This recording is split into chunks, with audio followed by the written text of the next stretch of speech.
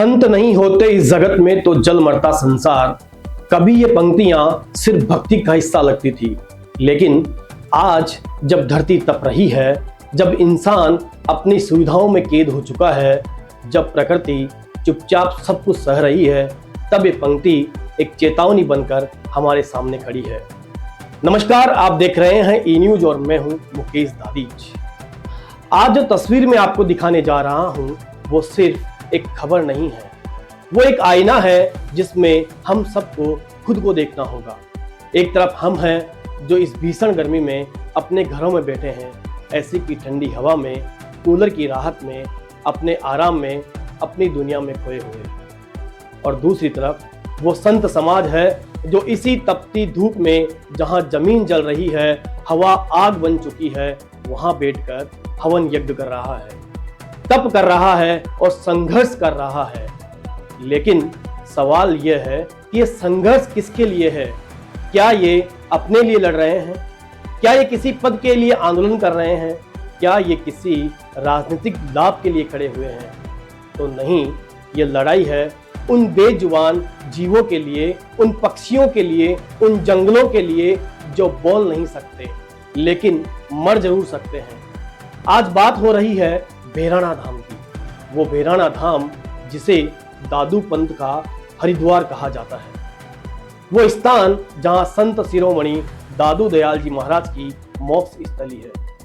500 साल पहले जब दुनिया आधुनिकता की दौड़ में नहीं थी, तब यहां से एक संदेश दिया गया था, जीव दया का संदेश, प्रकृति संरक्षण का संदेश, मानव कल्याण का संदेश।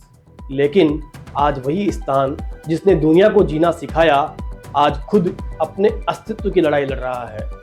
कहा जा रहा है इस क्षेत्र में औद्योगिक विकास की योजनाएं ला जा रही है, और अगर ये योजनाएं लागू होती है तो सिर्फ जमीन नहीं बदलेगी, जीवन बदल जाएगा, संतुलन टूट जाएगा और विनाश की शुरुआत हो जाएगी। जरा ठहर कर सोचिए, वहां करीब 3000 राष्ट्रीय पक्षी मोर हैं, लाखों तोते हैं, सियार हैं, लोमड़ियां हैं, नीलगाय है, खरगोश है, मधुमक्खियां हैं और भी कई अनगिनत जीव हैं।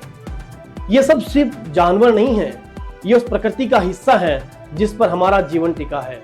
और अगर ये सब खत्म हो गए तो सिर्फ जंगल नहीं कटेंगे, एक पूरा इकोसिस्टम खत्म हो जाएगा।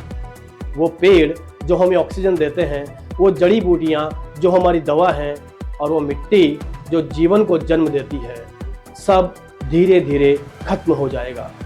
और यही वजह है कि आज संत समाज सड़कों पर नारे नहीं लगा रहा है, वो तप कर रहा है, हवन कर रहा है, अपने शरीर को जलाकर प्रकृति को बचाने की कोशिश कर रहा है। और वो एक ही बात कह रहा है, रीको भगाओ, भैराणा धाम बचाओ। लेकिन सवाल यह है, क्या हम सुन रहे हैं? क्या हम समझ रहे हैं? क्या फिर हम तब तक चुप रहेंगे जब तक सब कुछ खत्म नहीं होता था? साथियों, आज अगर भैराणा धाम बचा लिया गया तो सिर्फ एक स्थान नहीं बचेगा, एक सोच बचेगी, एक परंपरा बचेगी, एक संत की विरासत बचेगी। लेकिन अगर हम चुप रहे तो आने वाले समय में हम सिर्फ यही कहेंगे, खास हमने उस वक्त आवाज उठाई होती। और याद रखिए, प्रकृति कभी माफ नहीं करती, वो सिर्फ समय लेती है और फिर हिसाब बराबर करती है। आज जो पेड़ कटेंगे कल वो सूखा बनकर लौटेंगे, और आज जो पक्षी मरेंगे कल वो सन्नाटा बनकर लौटेंगे। आज जो जंगल खत्म होगा कल वो आपदा बनकर लौटेंगे। तो आज ई न्यूज के इस मंच से हम आपसे सिर्फ अपील नहीं कर रहे हैं, हम आपको जगा रहे हैं। उठिए, सोचिए और तय कीजिए, क्या आप उस पक्ष में हैं जो प्रकृति को बचाना चाहता है, या उस खामोशी का हिस्सा बनना चाहते हैं जो सब कुछ खत्म कर देती है? क्योंकि ये लड़ाई किसी एक संत की नहीं है, किसी एक समाज की नहीं है, ये लड़ाई हम सबकी है। रीको भगाओ, भैराणा धाम बचाओ।